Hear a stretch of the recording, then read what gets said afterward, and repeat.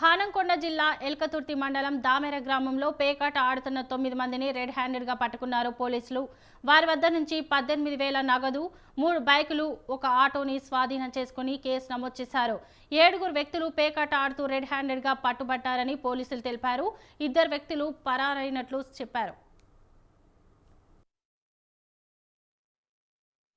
దామెర గ్రామ శివారులో పేకాట ఆడుతున్నారని చెప్పి నమ్మదగిన సమాచారం రాగా వెంటనే ఎల్కతుర్తి ఎస్ఐ రాజ్ కుమార్ గారు తన సిబ్బందితో వెళ్ళి దామెర గ్రామ శివారులో రైడ్ చేయగా అక్కడ 9 మంది పేకాట ఆడుతున్నట్టుగా గమనించడం జరిగింది.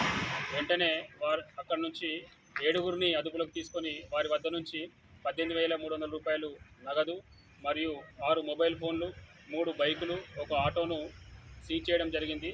వారి మీద కేసు నమోదు చేసి అరెస్ట్ చేయడం జరుగుతుంది.